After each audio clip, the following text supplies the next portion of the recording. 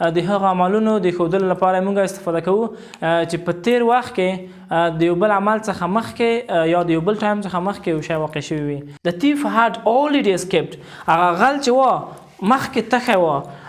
Before I called the police. مخکې له دې څخه چې ما پولیس ته زنګ ووهلو. Subject plus had plus third form of the word plus complement your object. Dear friends, let's talk about the usages of past perfect tense. Hello friends, hope all of you are fine and doing well. In this video we are going to talk about past perfect tense. سلامونه دوستانو، په دې هیله چې جوړ روغ به یاست. په دې ویډیو کې موږ تاسو د تیرې کاملې زمانه په اړه خبرې کوو چې تیرې کاملې زمانه څه ده او د استعمال ځایونه څه دي او موږ څنګه د زمانه استفاده کولای شو. نو راځئ د لازماتو معلوماتو لپاره د تختې مخې ته. Past perfect tense تیره کامله زمانه د هغه عملونو د ښودلو لپاره موږ استفاده کوو چې په تیر وخت کې د یو بل عمل څخه مخکې یا د یو بل ټایم څخه مخکې یو شی واقع شوی وي. لکه موږ یې تعریف لیکلی چې past perfect tense expresses an action. هغه عمل موږ ته ښیي that happened before another action or time in the past. چې په تیره زمانه کې مخکې د یو بل عمل یا مخکې د یو بل ټایم څخه څنګه شوی واقع شوی وي. مثلا مخکې دوی څخه چې یو بل عمل واقع شي د هغو څخه مخکې یو عمل واقع شوی. مثلا زه وایم چې I had already eaten food when you called me. یعنی ما مخکې ډوډۍ خوړلې وه کله چې تا ماته زنګ وویله. یعنی د زنګ وهلو څخه مخکې یو عمل واقع شوی دی چې هغه چې دی ډوډۍ خوړل دي. لکه زه وایم چې I had already performed the prayer by the time you came home. یعنی په هغه وخت کې چې ته کله کور ته راغلی ما مخکې لمونځ کړی و. یعنی د دوی څخه چې ته راشې د دوی څخه مخکې یو عمل واقع شوی دی چې هغه د لمونځ کول دي. نو د past perfect tense کې به موږ تاسې when, before او by the time دا استفاده کوو. دا څنګه استفاده کېږي کله چې مثلا تاسې simple past tense یعنی second action ښیي بیا دلته موږ when, before یا by the time استفاده کوو. بل چې دی په past perfect tense کې موږ افعال کومکي چې لرو یو دانه دی چې هغه had دی چې هغه د ټولو subject pronoun لپاره یا د ټولو فاعلي ضمیرونو لپاره یا که هغه اسم اوسي که ضمیر د هغو ټولو لپاره had استفاده کېږي د جملې د منفي او سوالیه کولو لپاره چې مثل دلته ما لیکلی دی had. او بل مهمه خبره دوستانو دا ده چې په دې کې موږ تاسې دوه کلازونه لرو په past perfect tense کې. یو کلاس چې دی په past perfect tense کې دی په تیره کامله زمانه کې دی چې past perfect tense موږ ته first event یا first action ښیي. یعنی past perfect tense باندې موږ عمل اول یا لومړی عمل ښیو هغه عمل چې لومړی واقع کېږي یا واقع شوی وي. او بل کلاس چې دی simple past tense دی تیره ساده زمانه ده دا موږ ته second action یا second event ښیي. ګورئ second event ما دلته په مثالونو کې تاسو ته ښه واضح کړي دي. ګورئ I had eaten food دا first action دی ځکه چې دا past perfect tense ده. ما ډوډۍ خوړلې وه when you called me کله چې تا ماته زنګ وهلو. ګوره چې کله ماته زنګ راغی ماته تا زنګ وهلو ما د یو نه مخکې ډوډۍ خوړلې وه. دا څه شو دا second event یا second action شوله هغه څه شو first action شو. بل the rain had stopped باران چې وه درېدلی وه باران چې ولاړ وه by the time I went out. یعنی په هغه وخت کې by the time معنا په هغه وخت کې چې کله زه بیرون ته ولاړم باران څنګه شوی وه سټاپ شوی وه درېدلی وه. یعنی مخکې دوی څخه چې زه بیرون ته لاړ شم دا عمل واقع شي دوی څخه مخکې یو بل عمل واقع شوی وه چې هغه د باران درېدل وو. او بل مونږ وایو چې the thief had already escaped. هغه غل چې وه مخکې تښی وه before I called the police مخکې له دوی څخه چې ما پولیس ته زنګ ووهلو. ګورئ ما پولیس ته چې کله زنګ ووهلو د عمل چې واقع شوله دوی څخه مخکې یو بل عمل واقع شوی و چې هغه څه وه هغه د غل چې وه تښتېدلی وه. نو په مجموع کې past perfect tense یا تیره کامله زمانه دوستانو هغه عملونه موږ ته ښیي چې هغه په تیره زمانه کې واقع شوي وي د یو بل عمل څخه مخکې واقع شوی وي. لکه مثال زه تاسو ته مثال درکوم په اخره کې زه وایم چې I had learned English when you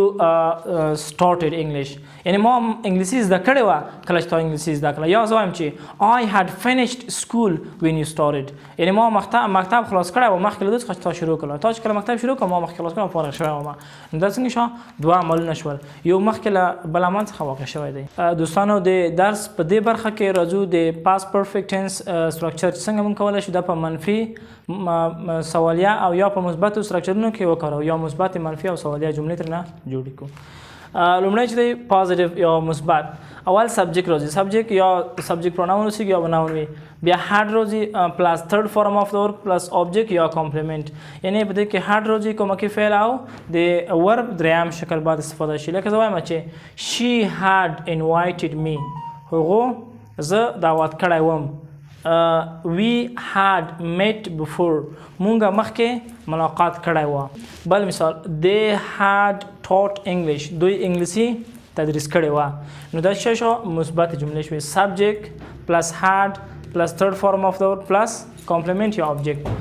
بل راځو نیګیټیو چې څنګه کولی شو دغه مثالونه موږ منفي ته وړو چې هغې زه نوم دعوت کړی او مونږه مخکې ملاقات نه وکړی یا مونږه یا دوی انګلیسي نه و تدریس کړی ښه دوستانو تاسو زما سره همکاري وکړئ ګورئ چې راځي دلته پکار د ناټ نه وروسته د هډ نه وروسته ناټ څه به کېږي سبجیکټ پلس هډ ناټ پلس تھرډ فارم اف د ورب پلس آبجیکټ یا کمپلیمنٹ راځو دغه مثال منفي ته اړوو چې شي هډ ناټ انوایټډ می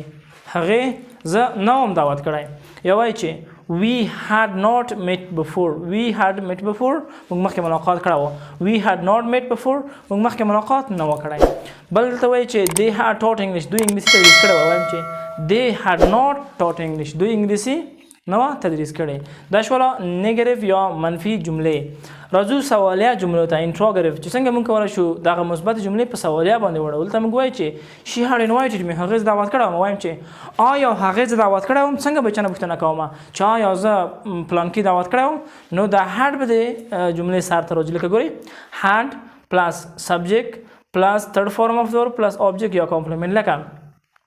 هډ چې انوایټډ می آیا هغې زه دعوت کړی وم یا had we met before آیا موږ مخکې لیدلی وو مثلا یو شخص ته وایي چې آیا موږ مخکې یو بل سره لیدلی وو څنګه ورته وایي had we met before آیا موږ مخکې لیدلی وو یا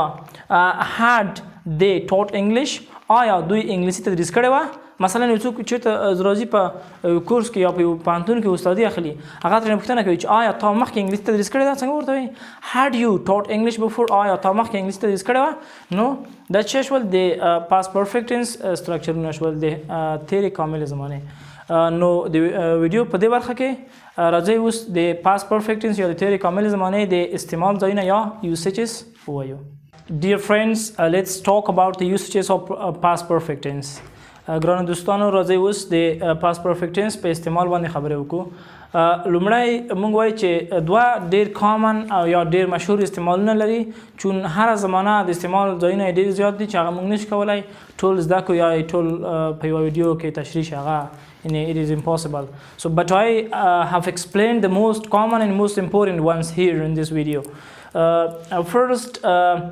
past perfect tense shows an action that happened before another action or time in the past past perfect tense موږ ته هغه عملونه ښیي چې په تیره زمانه کې مخکې د یو بل عمل څخه یا مخکې د یو بل ټایم څخه تکمیل شوی اوسیږي لکه زه وایم چې he had already found a job هغه مخکې وظیفه پیدا کړې وه که زه دلته بل کلاس راوړم هغلته به څه راوړم زه when before یا by the time به زه استفاده کوم زه وایم چې he had already found a job before for example you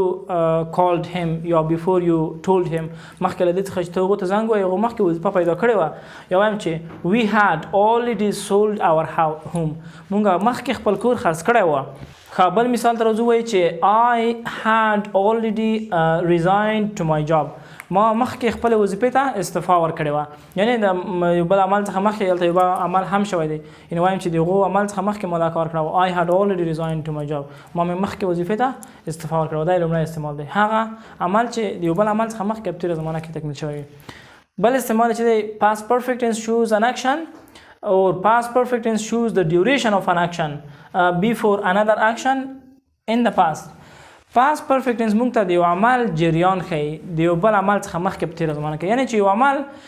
مخکې له دې څخه چې بل عمل واقع شي دې عمل څومره وخت جریان کړی څومره وخت ادامه پیدا کړې په دې حالات کې موږ سینس یا فار استفاده کوو په مثالونو کې لکه we had that house for 5 years before we sold it یعنې مونږ دغه کور د 5 کالو لپاره زمونږ سره وه یا مونږ پکې ژوند کولو مخکې له دې څخه چې مونږ دا خرڅ کړه ګورې دلته چې دی دغه یو هارډ چې دی دا auxiliary د helping verb دی د past perfect tense او بل دا هارډ چې دی مین verb دی یعنې دا چې د have دویم حالت دی had دی لکه وایم چې we had